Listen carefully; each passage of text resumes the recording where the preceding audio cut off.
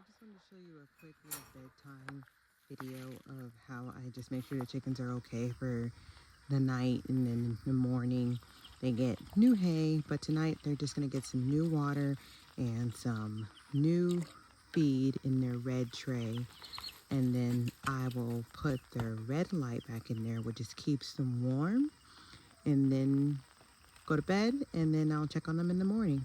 They should be all set. Thanks for watching. Bye.